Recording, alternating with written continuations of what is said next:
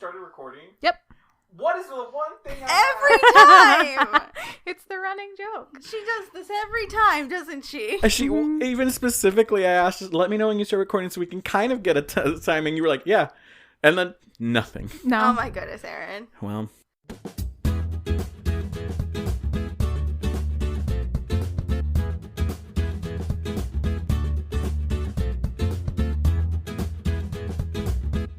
I'm good. I was like, I'm just going to sit here and look expectantly at Alan until... just another Tuesday. It's not Tuesday. But it could be. Yesterday was Tuesday, but today is Tuesday too. Oh, no. That was time loops. That was the last episode. That was last episode. Or 2 episodes ago. Whatever it was. Welcome back to the Fake List, everybody. Welcome back. Welcome back. In case you missed it, there's a third voice in the room. There is? Wow! Guess what, friends? We're here. We're queer. And we have a friend. We have a friend. Proof that we have friends that are not just each other. Who are you people? We kidnapped a person. Yeah, and forced them to read fan fiction for us. Well, let's be real. It's like that TikTok where they're like, if you got kidnapped, what would you rant about for 3 days that would make your captors release you? And that is this situation. Because we were like, hey, friend, pick a tag. And then you picked a tag. That is very exciting. Yes, let's be real. I'm the one that forced you guys to read Yes. this particular fan fiction. Everyone please welcome our dearest and loveliest friend, the runner of the Tumblr, the true queen of Fic List, and truly our first fan. Like the person who we were like, we're going to do this thing. And she was like, fucking do it. Miss Caitlin. Yes! Woo! Hey. Caitlin, would you like to introduce yourself? I'm Caitlin. And like Aaron said, I run the Tumblr and for Fic List, not just the Tumblr. You run all of Tumblr. The queen of all Tumblr. I was going to say God, I wish, but actually no.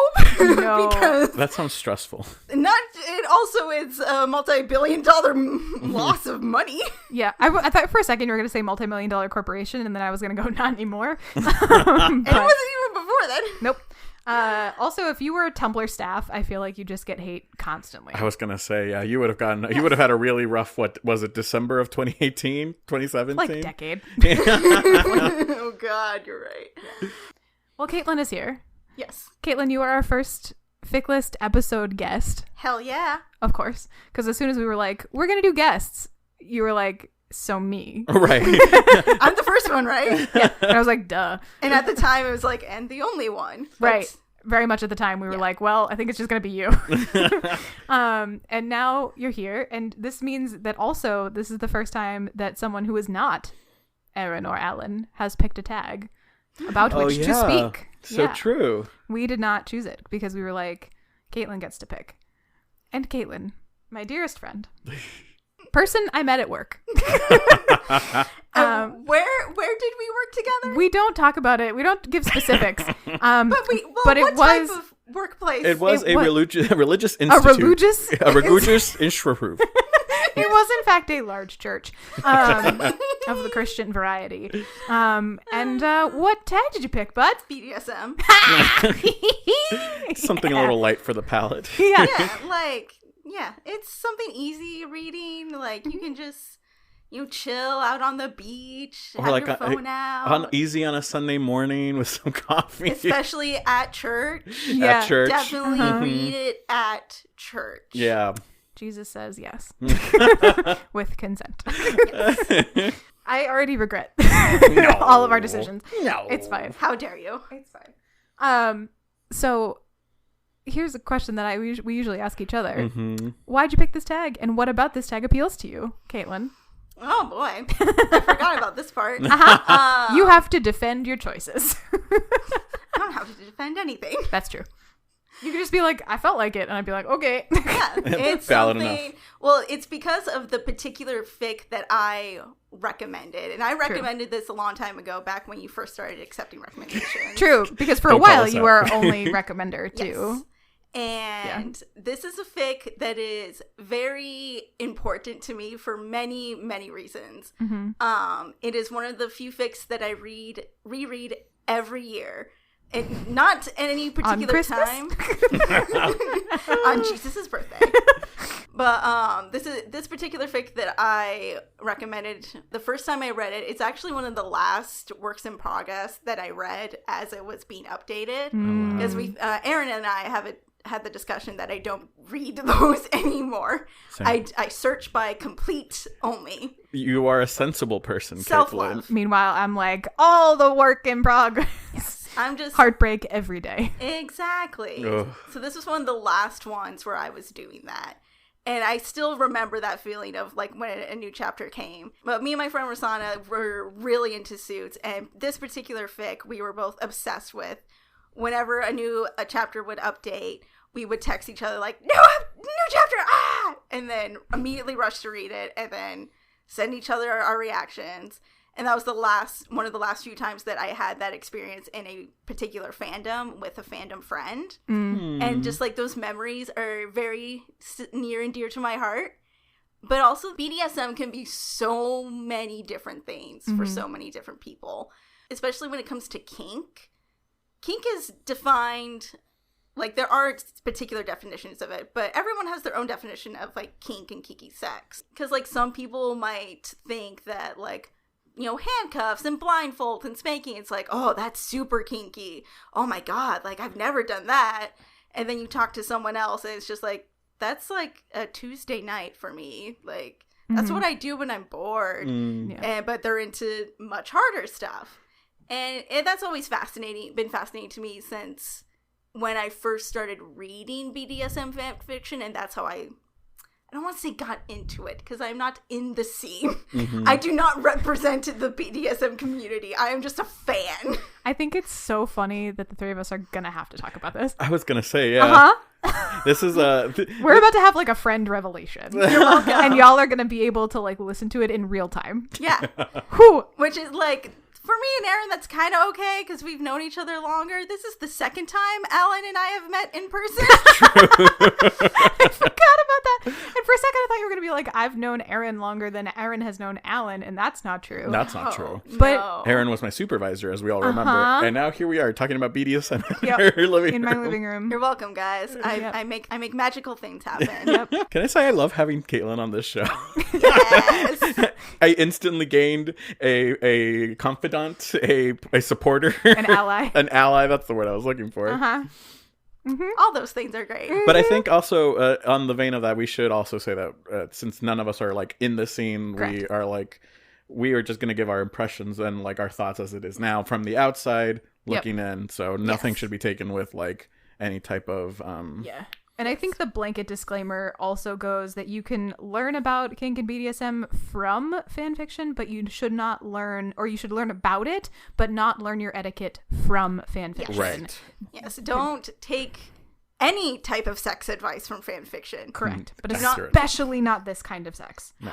Do your research. If it's something that, if reading one of these fanfics or hearing about one of these fanfics like inspires something and you, then that's great, but do more research into it. Yeah, because there's a lot of ways that the kink community protects you, protects your partner, protects your partners, and sort of maintains safe, sane, consensual, oh god, safe, sane, and consensual encounters for all. And those are really, really important to know going into anything like this, and you are not really going to learn that from fanfiction, friends. No. So please do your research before getting involved in anything like this. Exactly. And there's a lot of good resources out there, especially nowadays. I can't remember when it was, but Aaron and I did have a conversation that there are a lot of asexual writers that write the kinkiest fanfic out there. Yeah, and I also think that it's interesting that kink does not always have to be inherently sexual, because there's a lot of it that is about control and power and deciding to concede control or to like allocate roles to people that have nothing to do with like any sort of intercourse. And that can be fascinating to explore especially in fan fiction, but just sort of in general, where it's like, yeah, like we all think about it as just this like sexual thing, like specifically a sex act, but it's not that in exclusivity, which I think is fascinating. Alan, you've been awful quiet, and I want to hear about I? Yeah, you have. And I want to hear about your feelings about BDSM, the tag. Ooh, it's hot in here. We have to turn off the AC. We did have to turn off the AC. Well, I feel like we learned a lot about Alan in the first season of this fanfic, as far as like I didn't realize it until we started doing this show that I had this thing for like control and stuff in like the fanfics I read. So let's say that this week was interesting. It was It worked for you? It did work for me, and I am like, I always knew that there was a part of me that really wants to like explore that side of like kink, and I just haven't. So that's where I've been. But it was eye opening. I thought I was like, wow, maybe I am ready to start exploring some of that. Exciting. Yeah, You're welcome. Thanks, I Caitlin. take full credit. Thank you very much. Changing lives over here. For Alan's sexual renaissance. That's what I'm here for. I love that term. Here we go. 2021, the year of Alan's sexual renaissance. That is amazing. I love that for you. Thank you. So good. I'm so happy. We'll see where it goes. Yeah. I'll let you know, listeners, too. You know, We'll keep you updated. I'm very open about really. most things. Yeah. That's very funny. This is But amazing. but I think we should talk about some fics now, because we have 3 to get through. Yeah, Oh, that's true. boy. We do have a lot of fics to get through. Who have we never figured out the logistics of this? Now that there's 3 of us. So I had an idea that someone summarizes a fic that they did not recommend. Yeah, I think that Yeah. makes sense. Okay. I volunteer to do errands because I already kind of have it done in my head. Oh, absolutely. Incredible. You know what? Love that for me. All right. Yes. Caitlin, since Also, you're it's the first one I read, so all of my notes are on Yeah, top. can we also talk about the fact that Caitlin has notes? She told me this on the way over, and I was like, "Wow, you're so well prepared." Where are Aaron and I's notes? yeah, I stopped doing notes. Oops. You were good for 2 episodes. I was. Caitlin texted me and was like, I took notes. And I was like, I didn't. And she was like, what the fuck? She was like, I sent you the most important fic of my entire life and you didn't write anything down. And I was like, no. I've never been so I want dibs on that one. disappointed. in Yeah. And she was Erin. like, I said, the only thing I'm consistent about is being inconsistent. That The most checks out. consistent thing about me is that I am inconsistent. So no, I did not take notes. Caitlin, if you would like to start, Sure. Yeah. then I think we can start there, and then I called dibs on Caitlin's. great, and then that means I get Alan's, which is fantastic for me. Love that. Also BDSM, I read a lot of BDSM fic. Do you really? I do. I read a ton of it. However, it's hilarious because I'm like, I have no interest in doing this in real life, like none. Yeah. But I read so much of it because it's so much about communication Yeah. and control, and that's the kind of stuff that I always go for in That any makes fic. sense. So Let me pull up your fic so I can read Mm-hmm. the summary. we're gonna learn a lot about each other. Oh, I'm boy. so excited. Like- I have many opinions. Yes, Caitlin, yes! It begins, Oh, listeners, it man. begins. There can't be 2 of us. You knew this. I did know this. We to be are fair. literally 1 day apart and a couple of years for birthdays. That's true. We have 2 very strong Capricorns in the room right now. Yes. I don't know what any of that means, but And one very happy to be here, Scorpio. which Scorpio? is hilarious. There's no She-Ra fic in this episode, friends. No. Spoiler alert. I'm so sorry. Ooh. You know what fic there is? Does anyone want to take a guess? Yes. Let's reset the of- counter. I hate you. We are at 0 days for Erin wrecking a Quelliot fan fiction. You know what? I stand by it. We'll see about that. Oh! Spicy. It begins. I'm gonna be so offended. You are. Oh, my no, God. Caitlin's gonna have bad opinions about my. Maybe. Oh. No spoilers. Okay. Yeah. Go ahead. So, the fan fiction that Erin recommended is a Quelliot fanfic from the Magicians. Obviously. It's on Archive of Our Own, and it's called My Mouth, Your Lips, Your Hands, My Hips by Butterfly. Great author name, by the way. Congrats on getting that. A very easy, and it's like, oh, it's spelled butterfly. Yeah, it's not like- they're not forced to It's put not in weird but 3 letters. Earthfly. But 3 Earthfly. Oh no. Okay. And for the summary, Elliot and Margot separately meet Quentin Coldwater on his first day and each call dibs. When they realize they're both interested in the same person, they declare a friendly rivalry over who can seduce him first. Good summary. Yeah. Yeah. That is the fic. Well, that's the first. It's the first like chunk of it. It's the first chapter or two. Yeah, it's not even. It's the first half of the first chapter. Maybe. Listen, it's the first like first half, and then the other half is just sex. You mean it's the first half of this 118,610 word fic? of which there are 4 chapters.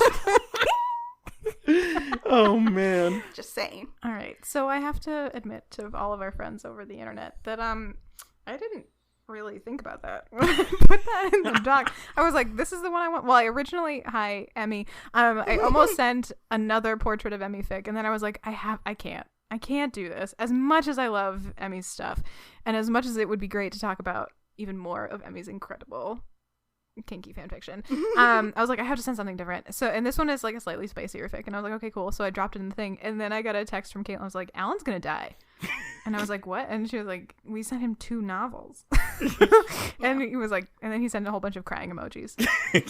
I was very overwhelmed. It was really upsetting. Yeah. So I apologize because frankly I didn't even think about it. It's okay. I was like, it's 4 chapters, it's fine. No. Yeah, and the fic that I sent is 98,000 words. Divided into 29 chapters, though, I will say that. I sent a sensible 13,000. Yes. It was lovely, Alan. Good job. It's like it's a lime water. And I did feel Alan's pain because I reread all of them because I needed to do my annual reread and might as well do it for work fun. Hobby work. Whatever this is. It's not work because we're not paid, but... You could say that again. Yeah, 100%. So, like it said in the summary, Elliot and Margot both meet Quentin separately.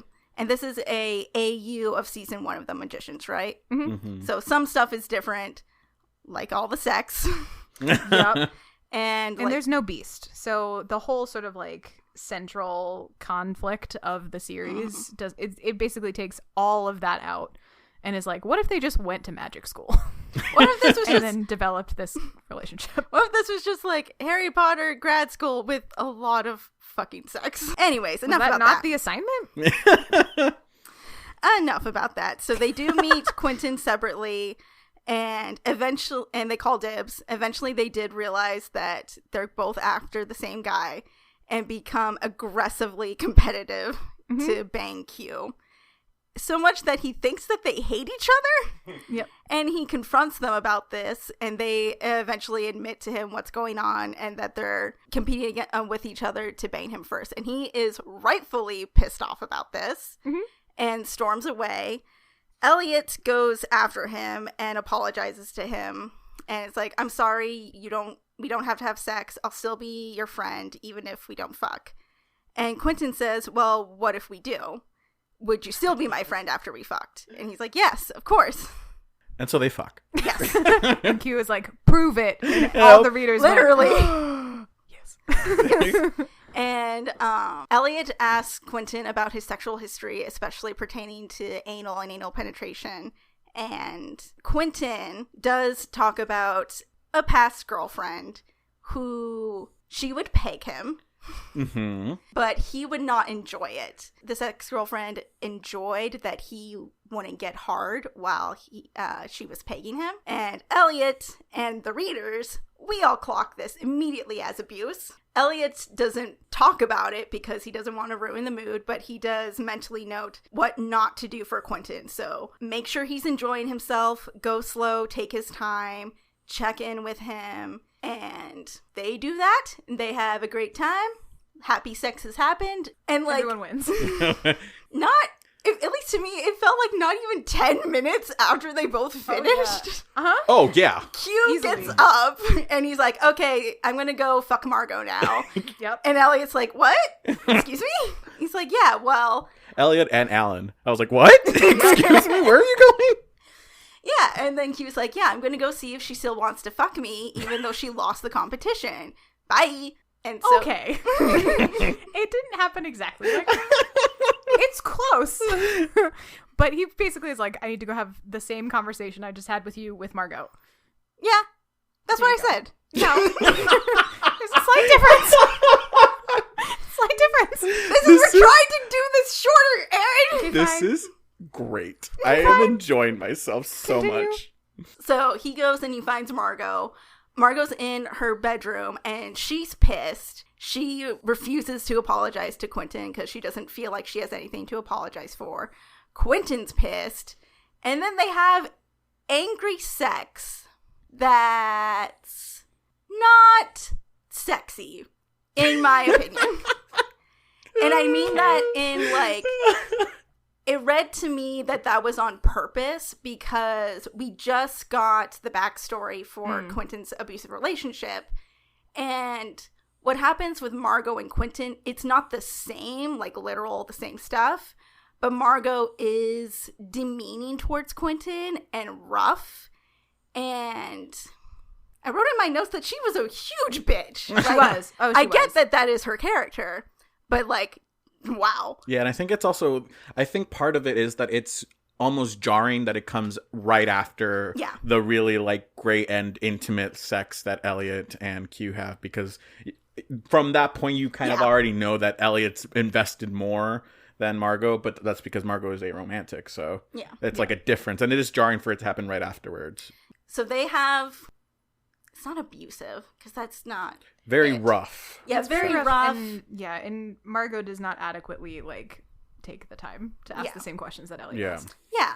And like I get obviously in the situation, like Margot doesn't ask the question and she doesn't know that Quentin has triggers, and Quentin doesn't even know that he has triggers. Right. And so I get it, and at least it felt to me after finishing the fic that it felt like that was the intention of the author, is to have that comparison. So I was like, okay, afterwards I got it. Especially with Margot's character later on as she develops. So that happens, and there's like some passage of time, I think, and they're just friends. They're like chill. They live up to their promise to Quentin. They're his friends. They're mentoring him in magic. And where's my notes? Oh yeah, here we go. So they're friends now. Q's learning about magic, and then he gets the news that his dad has cancer. Oh, that's and it's very sad. And him and his friends try to find a spell to cure cancer. And everyone else is like, no. No, baby. Literally everyone has been trying to solve that. You're not going to be able to do it in a day. Yeah. They do not. And Quentin gets obviously a little bit more depressed. Time passes. And there's some party for like Margot, I think. There's like a sport event. So at this party, because Margot like won the sports. Or whatever. She won the sports ball. Congratulations. Yes. They're like chilling in one of their bedrooms, Quentin, Elliot, and Margot. And Margot suggests that they have a threesome. And so they have a threesome. Yep. That is an accurate summation of what happened. And everyone enjoys themselves. It's great. And they basically decide to become friends with benefits.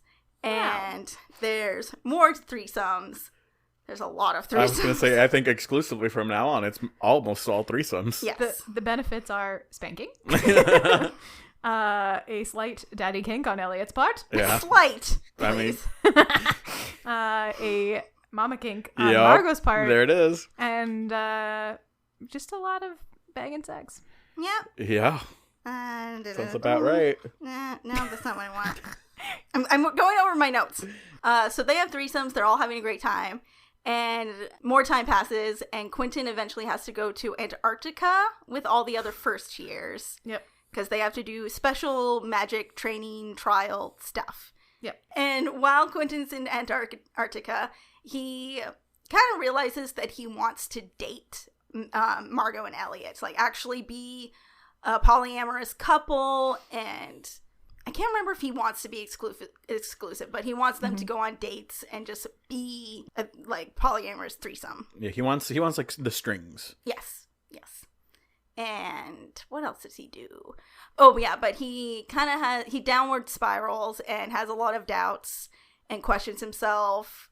He thinks, well, like what? Well, yeah, specifically, so there's a whole dynamic too where, so he's been sleeping with Elliot and Margot and the physical kids' cottage. He's been going over a lot, and they know him, but they all assume that he's dating Margot and just really good friends with Elliot because of this whole, like, it's implied that it's like misogynistic or like homophobic type of point of view, where it's just like you just assume that the male and female presenting people are together. They assume that he's straight. which is incorrect. Yes. And Margot hates this, obviously, because she's aromantic. She's like, absolutely not. So she's very loudly telling people, no, we're just like fucking.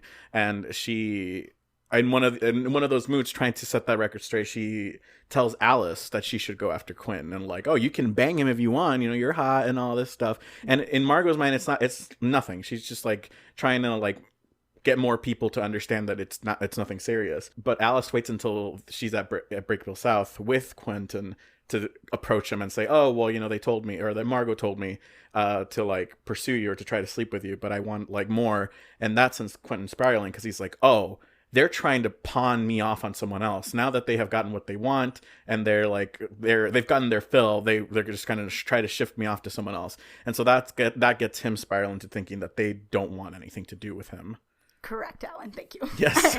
I remembered it, but in my mental summary, I was just like, it doesn't matter. I'm just not going to mention it. There was something about Alice. Yeah. Alice is there and whatever. While that's happening, Margot and Elliot, they're back at the school and they're trying to figure out their like thesis project, their third year project. Yep, thesis. Yeah. You're right. Yeah, that thing. And Elliot's also like fully coming to terms that he is in love with Quentin and he's not dealing with it well. So yeah, Elliot has caught feelings and can't handle it. Margot asks if he's ever going to tell Quentin the truth, both about his feelings and also his past with his abusive parents, and that he's actually from Indiana. And killed someone with his magic. Yeah, that happened. That did happen. I think that's the biggest thing, that he's like, I used my magic. When he discovered his magic, it was when he pushed a bully in front of a bus, and he's traumatized by that, because he's like, I can't use magic. Like, he thinks that he's predisposed to using magic for like violence, for bad things. Yes. I love that you've never seen the show and you just spouted that off so casually. I think that if someone asked me about the magicians, I'd be able to give them a play-by-play of Quentin and Elliot, and that's about it. You absolutely could. Well, yeah, you've read enough fanfic that you damn well know. I know them so well. And Margot asks, are you going to tell him? And they've also been planning this like magical sex orgy in Ibiza.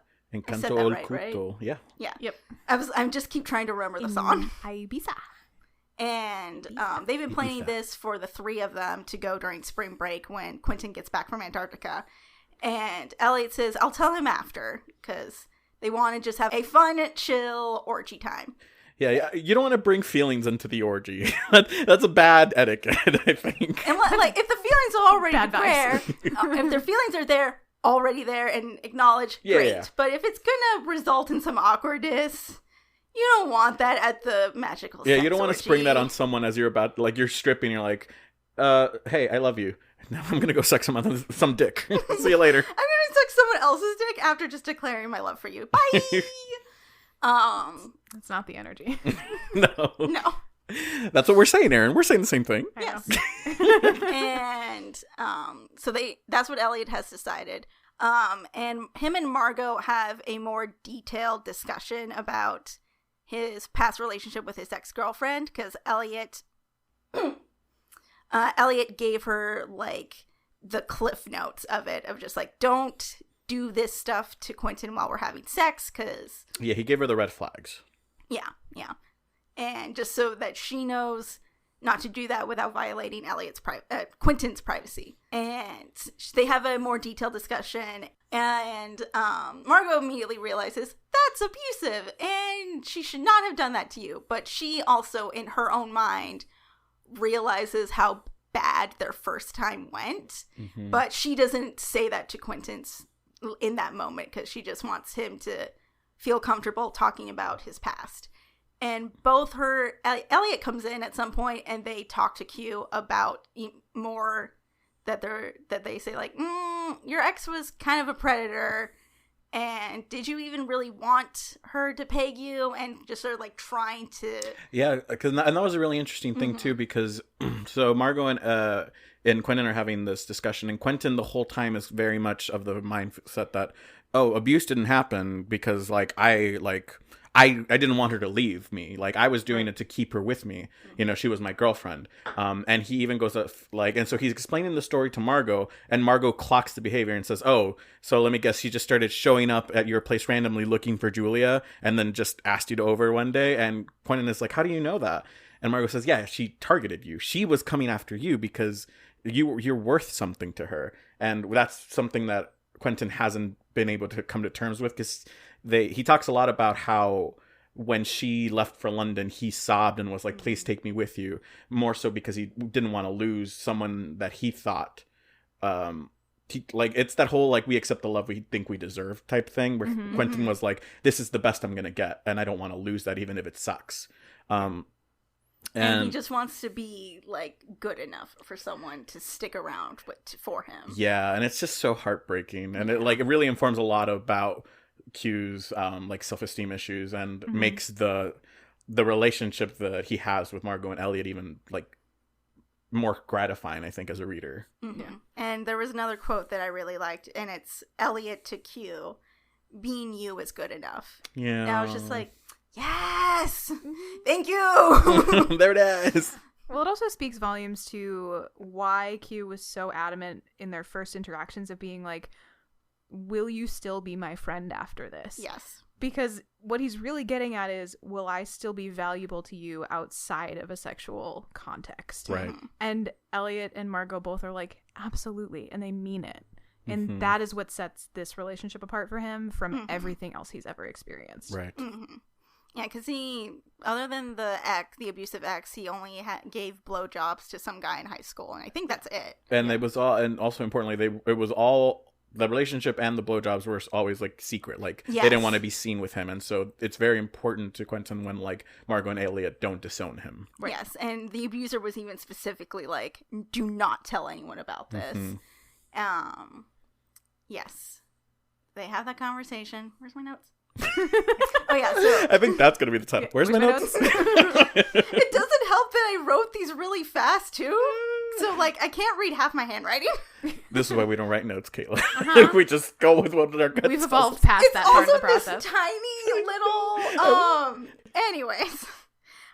So they have that conversation, and then they go to Ibiza, and they have a really, really great time. Orgies are had. Sex is had. It's great.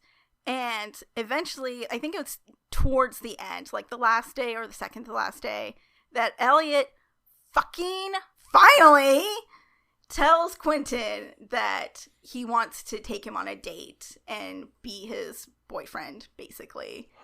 And Margot is just like us, and it's like, fuck, you fucking morons, thank you. And Quentin's like, what, really? And yeah, they're like very, very happy together, but they don't talk about it in that scene, but they become boyfriends right then and there, basically. They decide they're going to be in a relationship. Yeah, I think that Elliot even says, like, oh, we'll come back for, like, our anniversary trip next year, which I was like, yes. Yeah, well, they negotiate the terms of the relationship, which is super funny. Do they? Well, that's later. A little bit. Oh, is it later? That's in my notes. Sorry, I love that. Follow the notes. It's also very funny to me that, like, they have been like having this whole relationship or whatever. You so undersold just how much pining there is in this fic. It's all pining. Pining in this motherfucking as fic. Per usual. Like, this is who I am as a person. This is the fanfic I'm gonna throw something at you. I know. I can't believe you sent me 118,000 words of pining. It's all pining. Stupid boy pining. Yeah. Because one, this is a plot summary, not a feeling summary. I know. And two, no one is surprised by that. That is literally every Quellian fanfic you have ever sent. Correct. It's both of them pining, or one of them if it's only from one person's point of view. I have a type. Yes. We are all aware of this by now. This is season 3, Erin. Everyone knows. No one is surprised. That was great delivery. Oh, God. So the orgy ends. They're all happy. They go back to school. And Elliot and Quentin basically tell their friends, yeah, we're boyfriends now. Deal with it. And there's something like the confrontation with the older students that were giving, like, Margot and Quentin a hard time. they've been dealt with off scene, off camera. Yeah, so the whole thought there is that once Margot cleared up that she was not dating Quentin, then the rest of the physical kids, specifically the second and third years, were like, oh, he's their like property. He's like their pet. He's their project or whatnot. And that pisses Elliot off, and Margot too, off to no extent. So that's before they left for the orgy, and they were like, we got to get Quentin out of here. So like as soon as Quentin steps through the portal back from Antarctica, they're like, pack your bag. We packed your bags. We're going to Ibiza. And so now they've come back and to find that the friends have dealt with those rumors with physical violence and threats. Yes. Yep. Good friends. Good friends. Good job, guys. And where's my notes? God damn it. Why am I so predictable? Yes, I love it. So yeah, that they're like, we're boyfriends now. Deal with it, bitches. And later on, Quentin and Elliot have sex with just each other. And I really liked that it was a nice bookend to the first time they had sex. Oh, yeah. There were quite a bit of parallels. And they switch it up. Quentin is the top. He penetrates Elliot. Yes, he does. And he's also bossing him around to a certain extent. Oh, yeah, I forgot that happened. Yeah. And I did really enjoy that Quentin comes up with his own little nickname for Elliot, which was my love. Yeah. And there are certain little like pet names that I am a sucker for, and that's one of them. So I was just like, I love that. Good job, Fic. Yes. Good job, Fic writer. We should say though that encounter eventually ends with Margot joining them. I was going to get there. I'm sorry, where are my notes? You don't have any! So fun. Do you have any idea how glad I am that I brought you two into each other's orbits? Yes. It's fantastic. I love it. Yep. Yeah, they have their own sex scene together. They finish, and then Margot joins them, and they have a very lovely threesome. Not threesome. It's a free threesome. Yeah. Free threesome. Oh my god. That's when they have their discussion on their boundaries and what they consider their relationship to be. And Quentin and Elliot decide, well, basically reaffirm to each other using their words that we are exclusive to each other with two exceptions, and that is Margot and the annual orgy. But every other time, it's just them. And Margot gets to continue to be Margot and fuck whoever she wants, but is still not committed. Well, she's committed to their friendship. Right, like she's able to still be a part of that relationship without the like exclusivity of it. Yes, yes, and without the romantic love for it, because she does love them, and in the fic she says that Elliot's the love of her life. Yeah. In whatever way that means for her.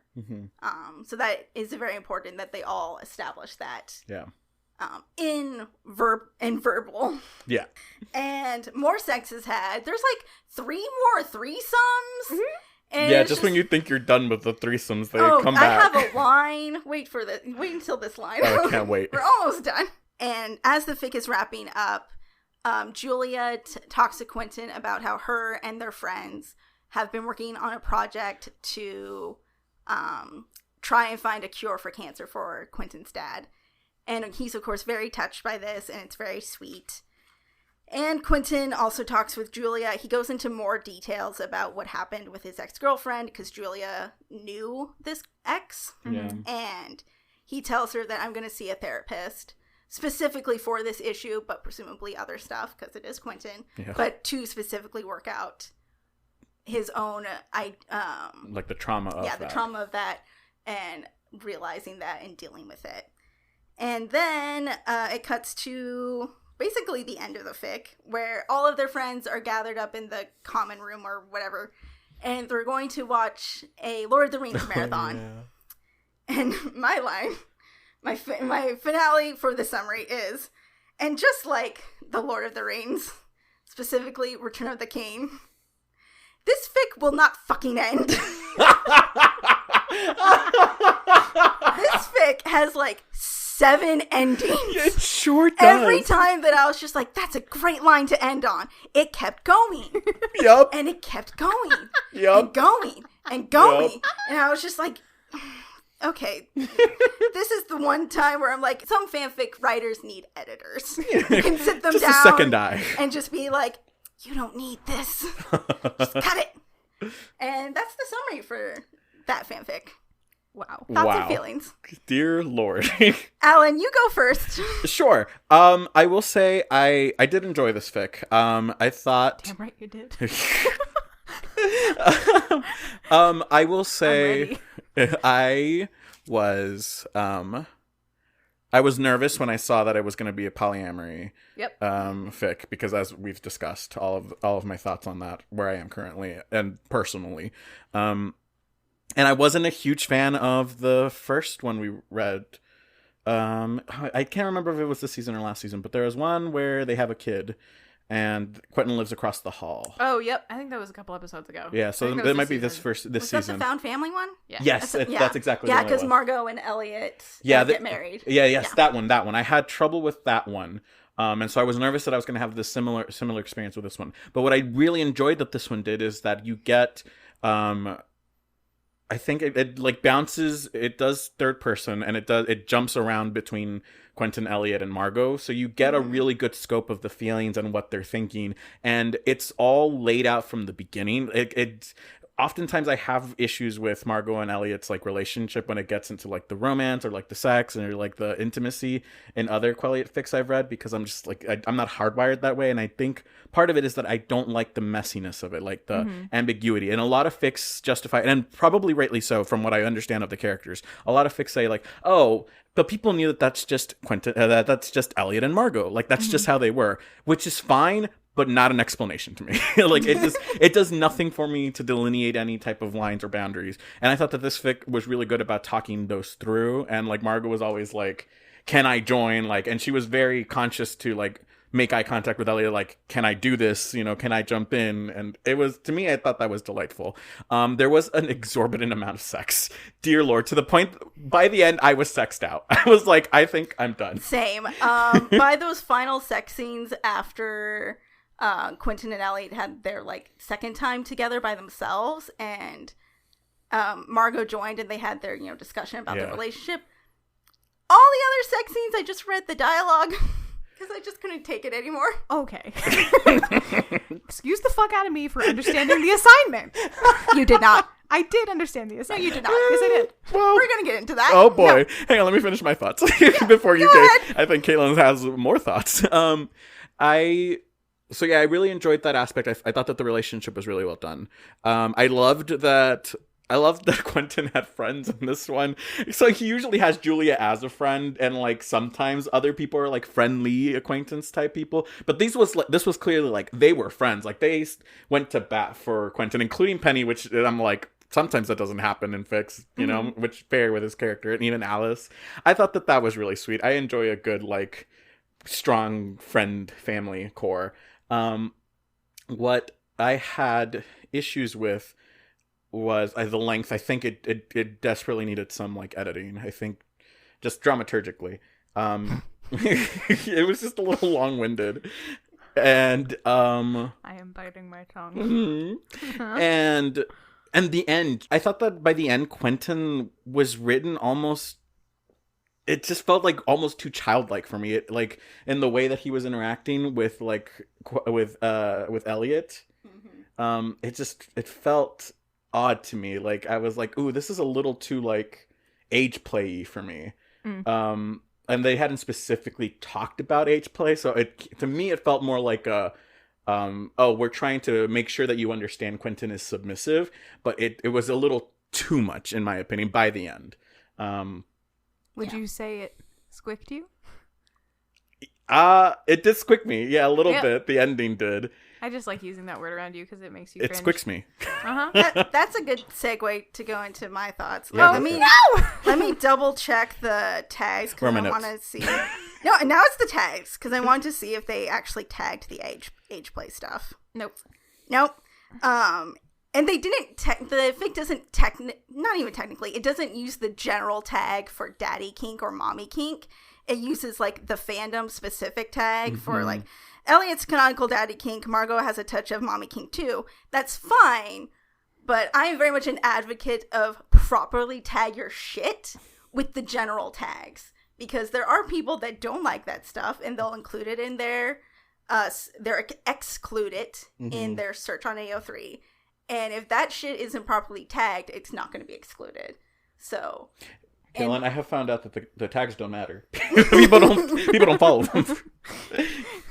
Ellen knows from experience that people don't read the tags. It's true, but when they're trying to avoid stuff, they don't read the tags. But when they're trying to avoid stuff and they're using AO3's exclusion search, then that's important for when you tag your stuff. Yeah, I agree. I think that's a fair point. I think if they wanted, you could have both. I think. Yeah. But as long as you have a way for people to like, but you need to have realistically the general exclude tag. It. The general tag has to be included. You can include your little fandom jokes and stuff, and like fandom specific tags, but also include the general tag. And that's just a PSA for all fanfic writers out there. Use the general tag, as well as other fun stuff, but that specifically, do that. And also, like you said, age play is also not tagged, which is also important. I did not read that as age play. Oh, interesting. To me, that's how it read. Interesting. Yeah. Yeah, I read it that way too. Especially for those. It was like the last sex scene. I think. The very last one was where it got super like. I was like, oh, this feels like strange to me. This feels like out of somewhere. Yeah. To me, it didn't feel like out of nowhere. It just felt like an escalation. Escalation. Thank you. Yeah. But I was still like, this was not included in the tags, but I can see it coming. But yeah, I was just kind of like, whatever. So Erin said earlier, and she's told me multiple times that this is she was debating between two fics, and this was the spiciest one she chose. And I said it was spicier. The spicier. Which is important. Yes. And I was like, ooh, wait, yay, I can't wait, because I knew that Erin does read BDSM. And so I opened up the fic, and I saw the tags, and I was like, because specifically, there's one in particular that's Dom sub undertones, which is fine. That's not what I was looking for. And what I want when I'm looking for, personally me, specifically BDSM. I do not want undertones. I want it to be the tone. Caitlin, have we ever once on this podcast picked fics with the actual tag that we are talking about? It doesn't need the tag because my fic doesn't have the literal BDSM tag, but it is very much a BDSM relationship, and it's all about that. In my opinion, you will tell me what you think later on. And like, yeah, there's a lot, as we said, kinky sex, but it's also like, it was just the same kinks over and over and over again, which is fine. But they weren't really explored in different ways, and that's kind of what I was hoping for. It was different explorations of kinks or using those kinks in different ways. I think that's a fair assessment, too, because I think what it comes down to is that this fic is plot-driven and the BDSM or like all of the kink stuff is additional. It's not a story driven by that. Yeah, the three of them and neither Elliot or Quentin are specifically in a BDSM relationship. That is not a requirement for them. Right. It's something that they enjoy, but it is not something that they require, that they need in this relationship. I feel that. I did enjoy during those sex scenes that there was like negotiation for kinks and stuff without going into too literal of like, okay, let's sit down. What do you like? What you don't? And it was very much in the moment, which felt right for them as a throuple and for the fic. Yeah. And same with like the way Elliot and Margot would just kind of like check in with each other and be like, is this okay? Are you okay with me doing this? And especially with Margot, like you said, asking, can I join? Are you okay? When Elliot admits that he's in love with Quentin, she even says, do you want me to stop fucking him? Yeah. like she's making sure that he's okay, because the last thing she wants is to hurt him. Yeah. So I did like that. What were the other things I liked? Where are my notes? Shut up. Oh, that was the other thing, that there's like hints of stuff. Like there's hints of Quentin going into subspace without him actually going that deep or without them exploring it. Right. So I would have actually enjoyed either a sequel. I would probably enjoy if there was like a sequel, or if there was a just more deeper exploration of that. Yeah. And the way that they feel about that. And same thing with like the daddy kink and the mommy kink and the age play. If there was just a little bit more exploration and not just like, hey, this is hot. Oh, and then the spanking. Oh, yeah. Which was great. But when they first, I think it was Margot that first brings it up. I see your face. So it was great. End of sentence. Yeah. There's no but. Aaron is like, thank you. Other than the but that's being spanked. I think it's Margot that first like brings up the idea of punishment. I think it's Margot. Could be. It's Margot or Elliot. One of them. One of them brings up the idea of punishments, and I was just like, "Ooh, finally!" But it's not real punishments; it's sexy punishments, where it's like, "Ooh, you've been a bad boy, spank," and not just like, "No, you violated the terms of our agreement. Right, you're in trouble." It's just like, "Ooh," it was, which is hot. Yeah, but I want more. We have very different needs in fanfiction. Well, yeah, I know. Yep. We are different people. We are as much as we are the same, we are also different. We are very different. So I have opinions. What a shock. I know. Shock of all shocks. Well, I think everything you raise is interesting, and fair. And I think you are, all the things that you're talking about make sense when you sort of like walk it through. It is interesting because we have very different interests in the aspects of BDSM that are important to us in a fixed situation. Because as we know, I don't like contrivances. So when things get into the really heavily like contract negotiation, like really heavy into the scene, which is important in a real like, just like that is not the stuff that is particularly interesting to me or whatever. It's the dynamics of the interplay between the characters and how the questions of control and intimacy come into play. That's what I'm interested in, and that's what this fic is 100% about, is navigating that. I can see that, yeah. So you enjoy like how that interplays with like their own like issues, their like traumas, or what they bring to the table. Or just sort of like how their personalities come through in these like scenarios. And so I have very little interest in the like... in the BDSM aspect of BDSM. But that makes sense for me if you think no, for like, sure. It's very much about the interpersonal relationship. And I think that like we've spoken to before, there is value in like just taking characters that you like and exploring a different topic and like how they would react in that. Yeah. I come back to this fic a lot. Oh, that's awesome. It's important to me. Good. Well, it's like there's this section in I think the last chapter where they have a conversation. They're like in the middle of it, one of their many threesomes, or they're just at the end of it, and Q is like, you guys are so good at sex, and Margot and Elliot are like, yeah, it was really all us, sarcastically, like they're saying it as sarcasm, and he goes, well, I'm not very good at it, and he's serious, and they're like, what? Like they're like, you cannot be serious, you cannot think this about yourself, and he's like, well, I'm good at being Play-Doh, like I'll do whatever you mold, I'll be whatever you mold me into. And Margot almost like throws up. She's like, she's so upset by this. And Elliot is like almost gonna cry. And they're both like, no. Like, you are not important to us because we've molded you into some shape that we want you to be in. You're important to us because you're you. And we love you. And it would be like, that is true regardless of all of this.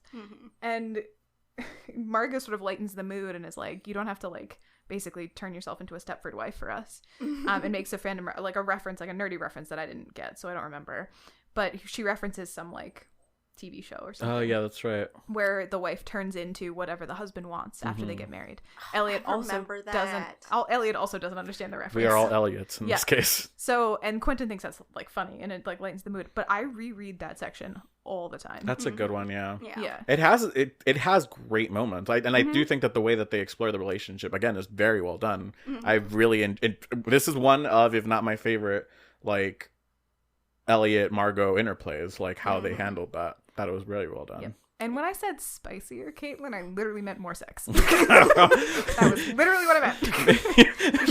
maybe you should have just a little less. I should have Well, I overdid it on the Old Bay. I was gonna say, this is the equivalent of like being like, I'm gonna try something new, and then Put too much Old Bay on it. So yeah, I mean, this in terms of like the spice factor about it is certainly more just because like I don't tend to read things that are this outright smutty.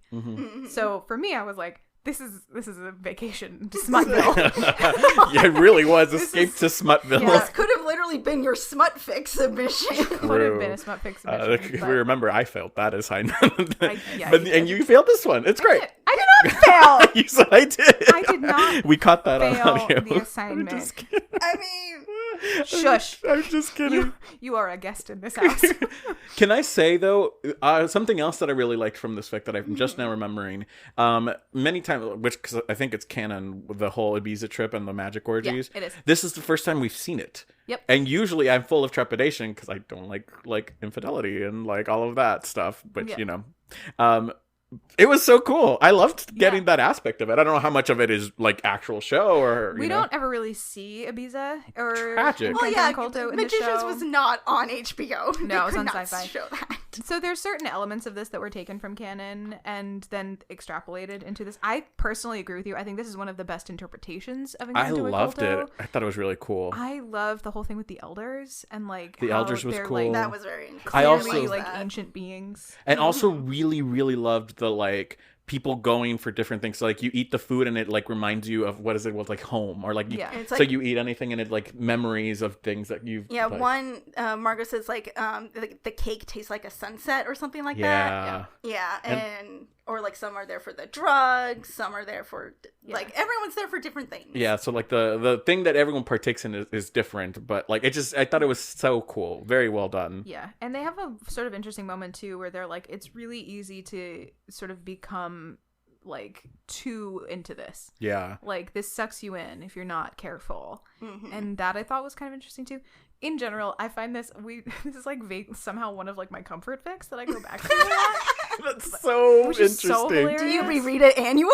No, I do not reread it annually. I literally like jump through different like You would parts have of to, it it's so that long. remember me. Would you stop it? There are certain sections I go back to and reread. And I think there's something about like, oh, we're going to get a little too serious now. There's something about that, particularly the way that this fic is like, it's about, I love you for you, regardless of what you do for me. That was a thing I needed. Yeah. And sometimes still need. Yeah. And I so think that's fair. I come back to this a lot for that. I love that. I'm sorry I didn't suit your BDSM taste, Caitlin. Sorry it wasn't BDSM enough for you, Caitlin. Case? But it was emotionally fulfilling for me. I'm glad for that. I'm glad you enjoy it. I don't remember the tag I'm happy being for emotionally you. fulfilling, but okay. Did I fucking ask you, Al? I wanna have one where she fails, like I failed. Yeah, you didn't fail. No, it was like, it was a reach when I did smut. It was a reach. Yeah. You had to squint. I was like, excuse me. I fulfilled the terms of the assignment. But I think that brings us to everyone's favorite part. What do we rate this? Caitlin would. Caitlin rates it, right? Are you rating it too? I'm Howard? rating it too. Okay. And then We average haven't it? Yeah. Oh yeah, we Two can of do us? that. That's what we've done with the guest readings. Yep. Would you like to start? Sure. Think carefully. I wrote it down already. Oh, I love that. Where are my notes? 3.7. I'll take it. It's fine. That was mine too. That's my rating. I'm so sorry. So with brownie points, it's a 4. Well, Nope. that was. Listeners, I wish that you could see my vantage point because I said that was mine too. Looked over at Aaron, and Aaron's face dropped. And I was like, no, you were supposed to fix that, Alan. I also. You were the curve, bitch. There is no curve tonight.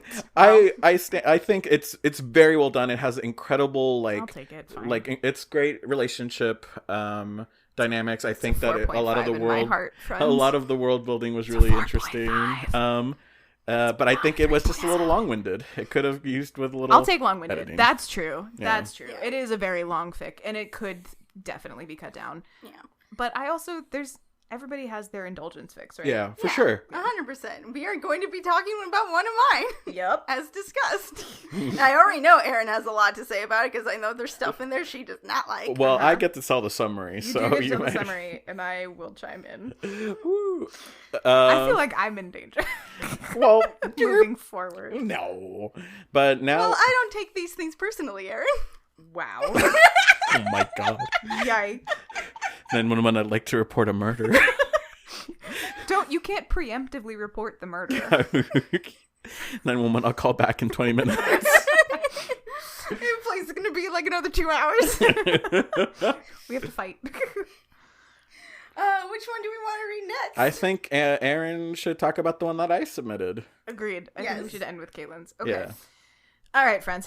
So, a little palate cleanser for us all. A nice little short burst of energy. Alan submitted a fic called Good Boy. So, this fic is also on AO3, as most of our fics are. Mm-hmm. It is a good old Stucky fic, so we are firmly in our camps today. Yup. It is the author's name is Tried Untour. Tried and Tour? Yeah, I thought it was Tried Untrue when I first typed it in, and I was like, that's incorrect. Is it like unsure, like adventure? Tried Untrue? Tried Untrue? I apologize to the author of this fic, but you have a very difficult to pronounce username. And the summary says, Bucky is still adjusting to life with the Avengers, and Steve is willing to do whatever it takes to make him feel comfortable. Increasingly, though, what seems to make him comfortable is strangely intimate. Surprise, Steve! You're a gentle dom, and Bucky wants to be your pretty pet! So this fic is a cool 13,473 words, which is delightful. And it starts off with Steve and Bucky hanging out, and Steve is drawing, and Bucky's napping, and it's a whole thing. I didn't take notes, so this is going to be an adventure. Yeah, well, this is going to be a Tried Untrue. It was still an adventure, even with my notes. So basically, like, to do some really like broad stroke storytelling, because we do have another long fic to talk about. Steve and Bucky have this sort of like friendship, casual friendship. They spend a lot of time together. Bucky is still healing from all of the things that he's been through. It ends up with a lot of sort of platonic touching and like spending a lot of time together. And over the course of time, it sort of starts to become that Bucky, it like indicates an interest in more and like more physical intimacy and stuff like that. And that kind of freaks Steve out. So they're like, they will spend quiet mornings together. Steve will draw, but he'll hide his drawings from Bucky because he doesn't want to see that he's sketching him. So like, you also know that Steve has feelings from the start, even if Steve doesn't realize that that's what it is. So like, they have this one instance where Steve, like early on in the fic, Steve suggests that Bucky has a lot of energy. He's like, why don't we go spar? Like, why don't we go fight?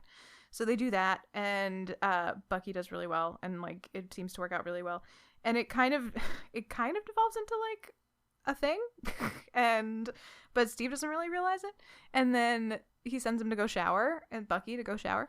And Bucky's in the shower for like 20 minutes, and Steve is like, are you dead? What's happening? And Bucky's just been standing in the shower for like 20 minutes, clearly like coming down from this sparring session that he like had worked himself up in. And like, I don't know if the implication is that he's like had jerked off in the shower, or if it's like that he was like basically giving himself aftercare. I read it more as like an aftercare situation. And Steve is like, are you good? And Bucky's like, yeah, I'm fine. And then like rushes through his shower, and they move on with their life. At this point in time, Steve is sort of talking vaguely to Sam about things. Sam acts as all of their therapists in every fic. And so at one point, like while Steve and Bucky are sitting around in their apartment or whatever, Steve starts playing with Bucky's hair, and Bucky sort of maneuvers it to be more of like a choking thing, and Steve bolts. And after he had talked to Sam about Bucky before, at this point he's like, I need to talk to somebody about this because I have no fucking clue what's going on, and it seems like something much bigger than what I thought this was. And Sam is like, have you talked to Bucky? Like, have you used your words? And Steve's like, no. Is it a sex thing? And Sam's like, you have to talk to Bucky, my dear. Like, I don't know what to tell you. But they do have a sort of interesting conversation where Steve is having a moment of like, well, is he conflating what our lives with like what Hydra did to him? And Sam's like, I don't think they cuddled him and like played with his hair. Like, I really don't think that's what it's happening here. But you need to talk to Bucky. Like, he's the only one that's going to be able to give you the answers that you're looking for. And be patient about it, because he's going through some shit, my dude. Chill out. And Steve's like, cool. And when Steve goes back to Bucky and he's like, hey, we got to talk about it, Bucky's like, we don't have to talk about it. We don't have to talk about it. It's fine. We don't have to talk about it. So they talk about it, and Steve is like, well, after everything, I figured you'd want to be in control. Like, I figured you'd want to have control back. And Bucky's like, oh, no. Like, I have to be in such high control of myself all the time, in every second of every day, that, like, I just want someone to take that control for a little bit and like make it so that way like I'm safe and I don't have to worry about it, and I trust you to do that. So that is sort of the start kind of like this new dynamic, or like the more sort of like official start of the dynamic. Oh, and they start negotiating things. Just start, not like contracty stuff, but Steve is like, so you wanted me to touch your hair? Yes. Still good? And Bucky's like, yes. Which, like, relatable. Bucky, okay, I understand. True. And they also agree on a safe word. Yes. Which I was very excited agree about. on a safe word. I literally wrote down, safe word! Yes, good! We love that for them. They choose Jersey and as the safe word. And I love that every time, like, Steve checks in, he's like, are you anywhere near the state? Yeah. So, truly broad strokes from here, they start developing more of a relationship around this dynamic of Steve being in control and Bucky relinquishing control. And there are a couple of different instances of that happening when, you know, Bucky has a rough day, or if he like really disobeys an order or something and just needs somebody to like pull him back in line, Steve is the person he goes to. And that like continues, but it's not sexual for a really long time until basically the end of the fic. They have a little bit of a blow up where Steve was kind of like, well, I don't want to take it, like, where Steve is coming from, although he is poor at communicating this, is he's like, I don't want to take advantage of you when you're vulnerable. And my feelings for you and me acting on those feelings for you feels like taking advantage of you because you don't think of me that way. And he does not communicate this effectively. No. And as they have a fight, and Bucky's like, you didn't even fucking ask me what I feel for you. And that's the problem. So they have a fight. Because Steve doesn't want to fuck around with Bucky and poorly communicates his reason why. In the resolution of the fight, it becomes clear that they both have feelings for each other, do want to have sex. Everything is grand. Yeah. And that's their relationship. Yes. Yep. That is the shortest summary I've ever given of anything in my entire life. It is true. I'm proud of you. Yep. It was delightful. It was a really nice change of pace after the two that we sent you, Alan. And who doesn't love some good Stucky dynamic? I mean, it wasn't like, you know, it's not necessarily something that I'd like write home about, but it was like, it was delightful. It was sweet. I really liked the dynamic between the two. I wish there had been, it's very much from Steve's point of view. I wish we'd gotten a little bit more of Bucky's internal process, but that would be my only complaint with it. I feel that. It was a good time. I loved this. Yes, Caitlin, yes. When I finished it, I was just like, did Alan like look at the tags of the fic I sent? Because this is like literally the same I was just noticing that. I was just like, either Alan saw the tags and was just like, how can I please our guest? Or I think we have like discussed this, that we have a lot of similarities. I think we do. With like stuff that we enjoy reading in fan fiction. It's just like, Alan is just like a different version of me. He's a different variant of me. And I'm over here like, what are you all on? Can I say that like when Caitlin was talking about this tags, I just looked over and Aaron was furiously scrolling up to look at the tags. Yeah. Yes. I was like, what is it? And I was like, oh yeah. And I really liked like their fight that they had. That fight started because Bucky tried to initiate a blowjob. Yeah. With Steve in the showers. That's what it was. Steve safe words out. The Dom, even though they're not necessarily using those terms, he is the Dom in the situation, and he safe words out.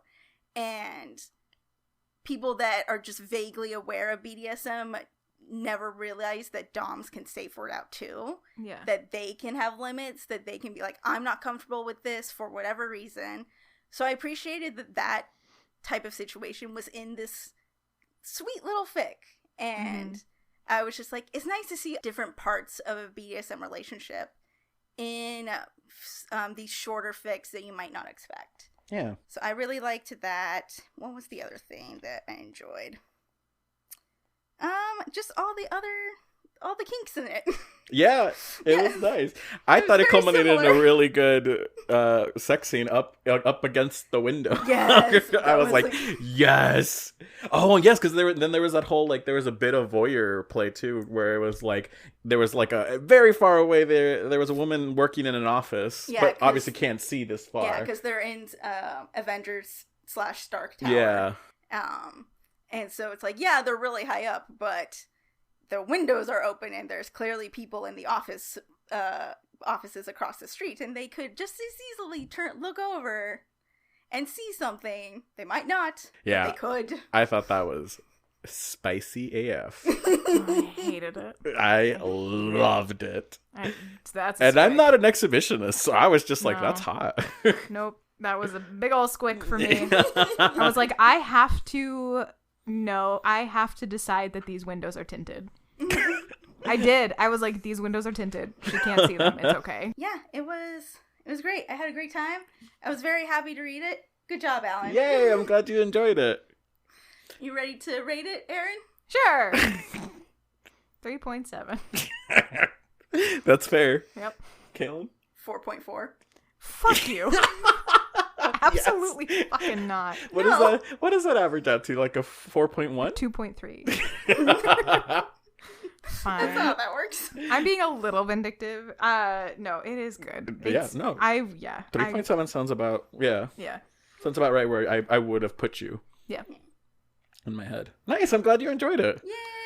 I was glad I found something that was 13,000 words. Yeah, that was appreciated. Yes. Oh, that was the the right PDF call. version of that was 28 pages. A sensible pamphlet.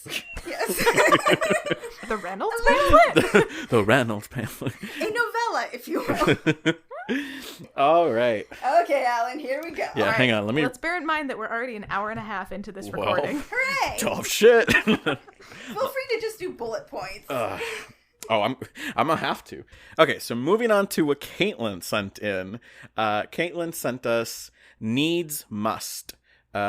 It's on Archive of Our Own, and it is written by That Other Perv, which a great Bless. author name. Congrats. I love her name. It's amazing. And as we have previously discussed, this is a Suits fanfic. Our second one on the show. The first one also being a Caitlin rec. Back in our Pizza Boy episode was the word I was looking for. The summary reads: when Grammy needs an upgrade in care, Mike knows that the usual one-off gig as a paid submissive won't be enough. He takes a job that he's been refusing for a while, a long-term, full-time contract. He expects his client to be a sadistic asshole. He expects not to like it. He's wrong on both counts. And boy, if that isn't a great summary for what we're about to venture into. That's it. Yes, so very broad strokes again. So the fic starts with Mike needing money for his grandmother, which I remember being a plot point from the first fic we read. So I guess in the show, Grammy needs help. Yep. This is similar to the Quelliot fic. This is an AU version of season 1. Oh, yes, I remember. Which is also what Pizza Boy AU was. It was also an AU of season 1. I love that. There's a lot of these in the Suits fandom. I love that for us. Yes. Yeah, so Grams needs an upgrade in care, and Mike needs money because he is working as a delivery boy during the day, and then doing something else at night. He takes stints as a paid submissive every now and then from Lewis. Yes, Lewis in this AU, he runs like not a brothel, but like a paid submissive agency. Yeah. Through a club, through like a kink club that he runs, like as a Yes. side service type thing. Yes. It's on the down low. It's On the under down the low. books. Under the table. Under the That's table. word. Under the books. It's off the table, books. under the Off books. the table, under the books. There we go. That's it.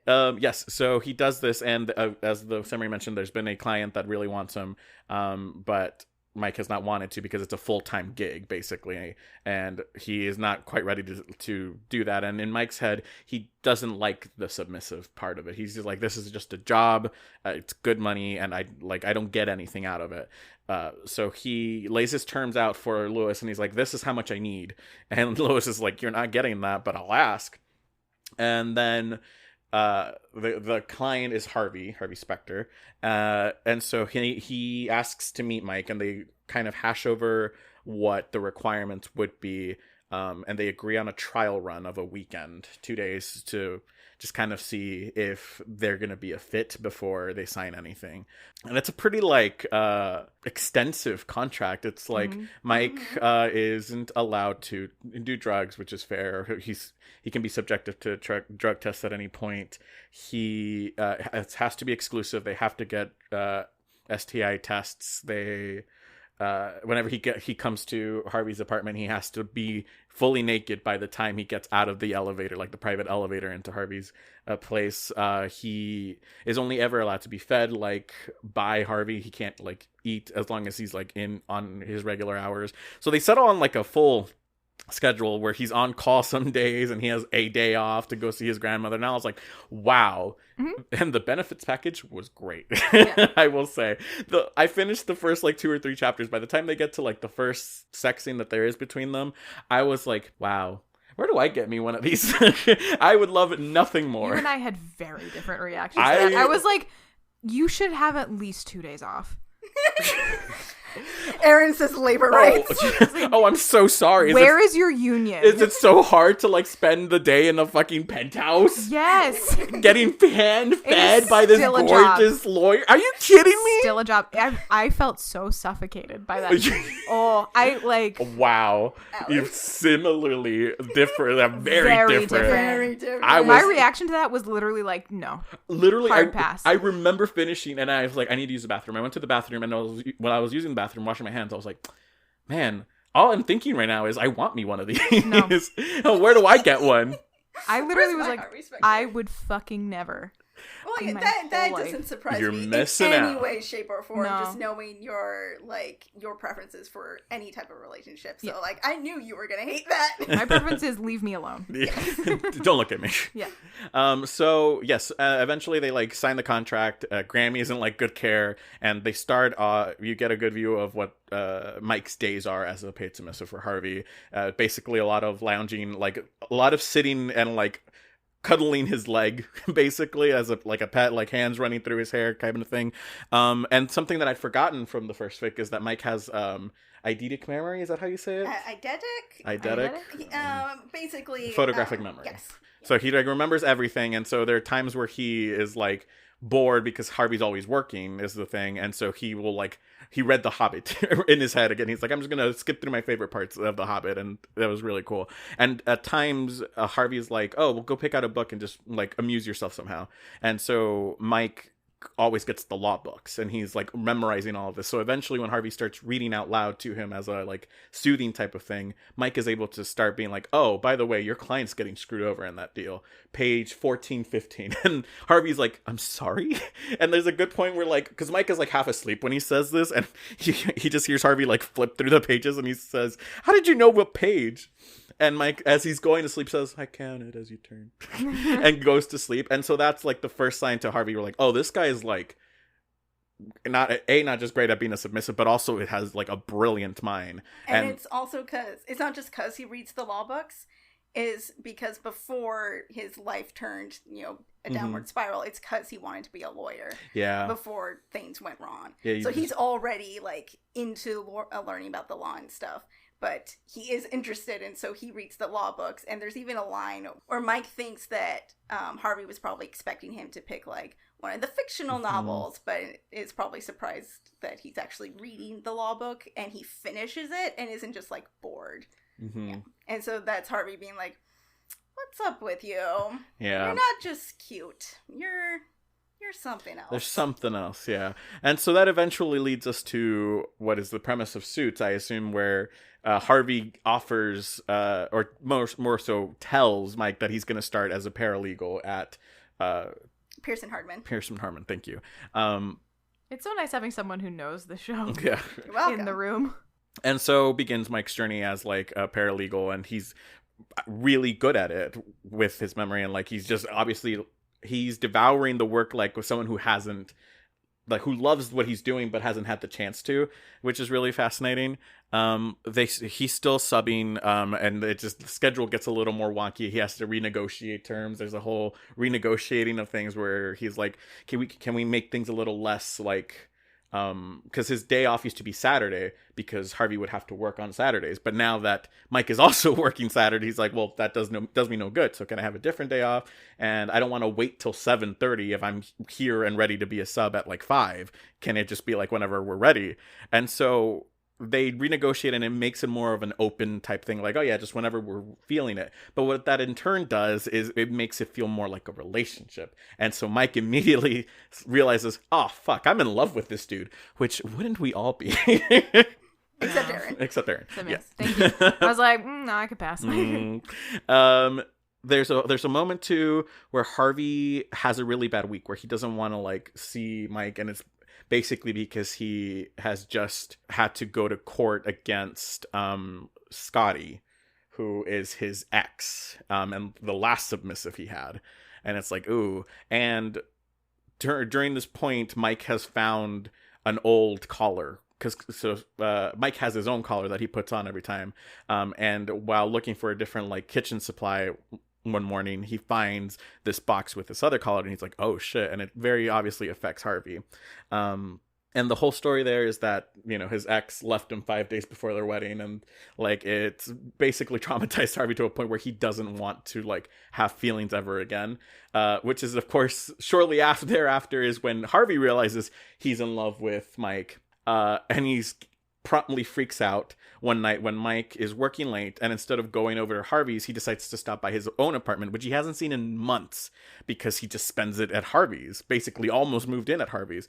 But he was really keyed up from all the coffee he had, and he finished up earlier than he thought he would. And he's like, I'm just going to go to my apartment and see what it's like. And he fell asleep there. The next morning, Harvey is pissed, like so angry. He's like, where the fuck were you? And Mike's like, well, I told you I was going to be working late. And Harvey said, yeah, working here. Where were you? You weren't here. And Mike's like, well, I went to my own apartment. You know, I have my own apartment. And that's Harvey's like, oh, Mike still has like a backup plan. He's like, he's not fully into this. And so he fires Mike as a sub right there. And it was the most devastating thing to happen in my morning. Well, not right there, because Harvey also, like, at least how I've always read it, he realizes, fuck, I myself forgot this is a job. And he knows that he has crossed the line. Yeah. And so he dismisses Mike. And then later on in the day, he explains to him that, he tells him that you're going to go back to school and get your degree so that you can then go to law school. And he uses that as also an excuse to end their relationship. Yeah, like you won't have enough time. Yeah. And he's like, it's time, Mike. Oh, yeah, because it's like, it was always going to end. Yeah. And it is devastating. Yeah, you saying this gives me chills. I'm like, oh, I read that and I was like, nah. Oh, there is a scene that I need to talk about. Oh my god! Because I have a feeling you felt the same way. Probably. So this devastates Mike, Caitlin, and Alan Yes. all at once. Aaron doesn't care. Aaron was like, eh. And I'm sitting there being like, it's a little weird to fuck your boss. Maybe you should end this relationship. That's probably a good idea. Where is your sense of adventure? It's called fiction, Aaron. Even in my fictional world, I'm like, that's a you problem. You're no fun. No, I keep going. So that happens. Mike is devastated, goes home early, and he's like, I can't do this. And like, he hasn't been high for I think it's either 6 months or a year. It's been almost a year since he's been employed as a sub. He hasn't gotten high. And he goes over to his friend Trevor's, and like, he says, fuck it, I guess I'm not gonna get drug tested by my dom. I'm just gonna get high. So he has like a mini bender. Yeah. And also he experiences, of course, extreme sub drop. Yeah. Yeah. And it's rough. Mm-hmm. Poor baby. And so he's like, I'm gonna go talk to Harvey. And he goes to Harvey's apartment in like the middle of the night, and he's like basically staring at the building. He's like, I should go in. And then he hears he hears Harvey's voice down the street. He turns, and Harvey's coming with like this very beautiful woman, and Mike sees him, and Harvey sends the unnamed woman into his building. He's like, wait for me. And that is like the last straw for Mike, Caitlin, and Alan, because Mike is devastated. It's like, oh, not only have I been fired, I have already been replaced. And he tucks tail and runs off. And thus begins a very painful 6 months of like feeling unwell. And it's very obvious that Mike is like trying to drown himself in work so that he doesn't think about Harvey. And like the fact that Harvey is very pointedly ignoring him. Like even all of his assignments that come from Harvey just come through like the office mail. It's no contact like there used to be. That eventually leads Mike into a club, the club that Lewis owns, and he starts experimenting with like impact play, particularly, or in the first session he goes with Matt. And Matt is very nice, very lovely. And in the middle of the first impact play session, Mike bursts into tears and like is just. And if I remember correctly, it's the first time in the fic that he bursts into tears. Where like it's because he's just been angry and stewing in it, and he's been repressing all of that, and this allowed him to like have that cathartic moment. And I was like, you poor baby. The first time that I read that chapter when it got posted, and I got to that scene, I sobbed. I was dying. And the second time I reread it, also sobbed. I haven't cried since then because I know it's coming. Yeah. But it's like that. It was very affecting. Has stayed in my mind since that chapter. It's so obviously, beautiful. And that was this fic was published in 2012. Yeah. So that scene has stayed in my mind for years. It's a good one, yeah, for sure. And I think it like talks a lot about the characterization of Mike, especially in the fic. I thought it was very well done. And that breaks the ice for Mike to start moving past the anger, trying to work past not just letting that fuel his life. And he starts like going, like he makes friends with Tessa and all of the other people in the club, and he starts going to like these parties where Tessa does bondage and he is blindfolded, and all these people are like petting him, and it's like he's getting that release, that feeling that he wants. And he learns because there's a line earlier where he thought to himself he was worried that only Harvey could give that feeling to him.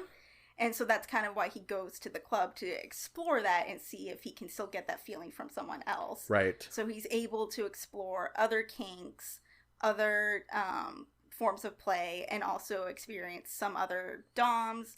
And he also tries topping. Yeah, and he actually enjoys it. He tops a lot. Yeah, we don't see it. Which I was a little like, I wish I could have at least seen one scene. But that's okay.